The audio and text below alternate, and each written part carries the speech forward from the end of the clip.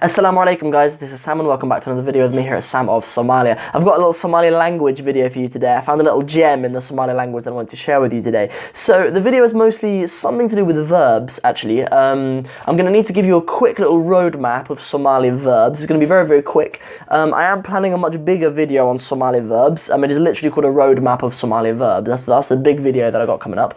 But the thing that I'm just going to share with you immediately is that the Somali language has 5 main different kind of forms of verbs. Those of you who are familiar with Arabic, it's a little bit like when you have like a root word like selima, and then it has like a form 2 where it goes sallama, and then it becomes in form 3 salama, or in the form 3 it would become aslama, and that's where the word like Islam comes from.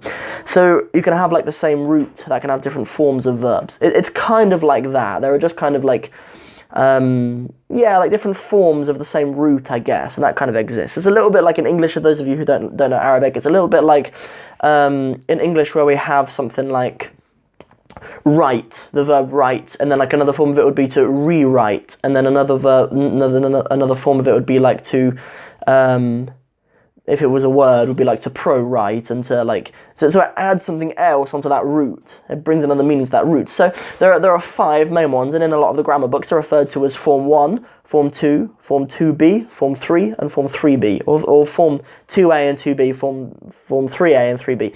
But anyway, so the most simple of the forms is the form 1. Okay, so the most simple of the forms is the form 1, of course. This is all a bit theory, like those of you who have stuck with me through that, then thank you, but that's all kind of the theory that it is. We're getting into the meat of it now.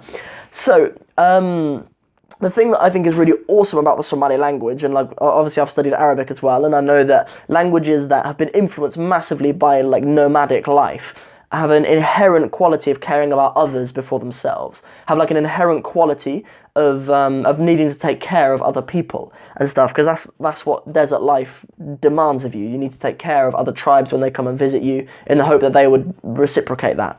So essentially, you have certain verbs in the form 1, like Qaad, which those of you know means take. You have like fur, which those of you who do know, you know that it means to open. And you have also a verb wad. So fur, Qaad, and wad mean like to open, to drive. Wad is to drive. And they're form 1, but they mean to do that thing for somebody else, is what it means really. Like it's sort of inherent in the meaning of that it's to do it for somebody else, and that's the most simple form of it. And then there's another form, which is either form 3a or 3b, and that's when you add a little o on the end, and then that you need to extend the word a bit more to actually mean it doing that action for yourself. Like the default of it, and the most simple form in the Somali with these types of verbs, is that you are doing something for somebody else.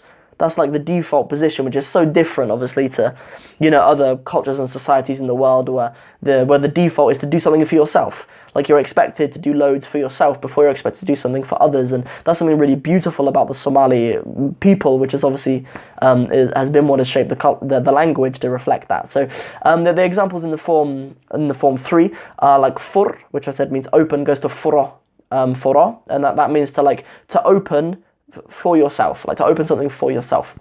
And then the verb qaad, which means to take something for someone else. That's the form 1, the simple one. Qaada will be to take something for yourself. And then the last example was wad as well, that I think I gave. It means to drive. So if you're going to drive for yourself, you'd need to make the word a little bit more complicated. You need to extend it a bit more and make it wada, for it to be you driving for yourself. So that's just something really beautiful that I noticed. I remember when I started studying Somali in like 2015, I remember coming across that in a grammar book and thought it was really beautiful, and I dreamt that one day I'd be able to like make a YouTube channel, and that'd be the sort of like cool language bite, little like insight into Somali language that I'd be able to share with you guys. So I'm always kind of trawling through grammar books and stuff to pick up little bites like that to share with you guys, because, you know, when we learn the language of a people, we get a real insight into their history and their culture and the things that shape their identity. So I think that's really cool, and I hope that you guys did too. And if you did, don't forget to like this video. If you didn't find it cool, don't like the video, and don't subscribe. But if you did, then obviously please go ahead and subscribe so you can keep in touch with me. But the only reason why I say that is because like I'm not really in this YouTube game to get like just loads of subscribers and stuff. To be quite honest with you, I don't really even care about that.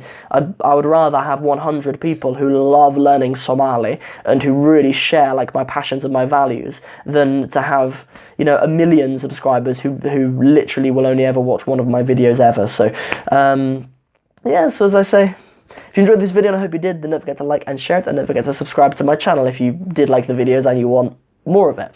So that's it from me for now. Assalamu alaikum wa rahmatullahi wa barakatuh.